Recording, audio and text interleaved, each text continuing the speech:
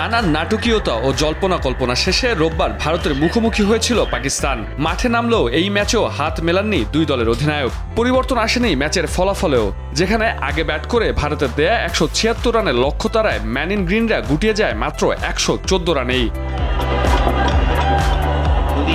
এমন হার মেনে নিতে পারছেন না দলটির সাবেক ক্রিকেটার থেকে শুরু করে সমর্থকরা, যেখানে বর্তমান দল থেকে 3 ক্রিকেটারের অবসরের দাবি তুলেছেন দলটির সাবেক ব্যাটার মোহাম্মদ ইউসুফ।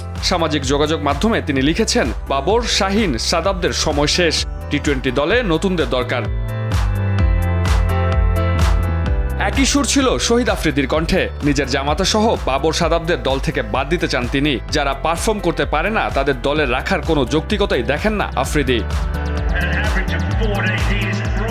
এদিকে হতাশায় ভুগছে দেশটির সমর্থকরা। বারবার আশা নিয়ে ম্যাচ দেখতে বসলেও হতাশাই কেবল সঙ্গী হচ্ছে তাদের। একজন ভক্ত হিসেবে আমি আর কি বলতে পারি, প্রতিবারই আমাদের আশা ভেঙে যায়। আমরা এই ম্যাচেও আশা নিয়ে এসেছিলাম, কিন্তু পাকিস্তান আবারও আমাদের হতাশ করলো। আমরা খুব উৎসাহ নিয়ে এসেছিলাম, হয়তোবা আমরা জিতবো। 7 বছরের অপেক্ষা ফুরবে, কিন্তু আবারও একই ফলাফল।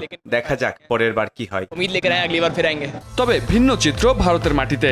বারবার একচেটিয়া জয়ে পাকিস্তানকে এখন প্রতিদ্বন্দ্বী মানতেই নারাজ দেশটির ক্রিকেট ভক্তরা। ভারত পাকিস্তান ম্যাচ আসলে ভারতের মানুষকে কেবল একত্রিত করে। এখানে সত্যিকারের কোনো প্রতিদ্বন্দ্বিতা নেই। ভারতীয় ও পাকিস্তানি সমর্থকদের মধ্যে উত্তেজনা থাকলেও এটাকে বড় প্রতিদ্বন্দ্বিতা বলা যায় না।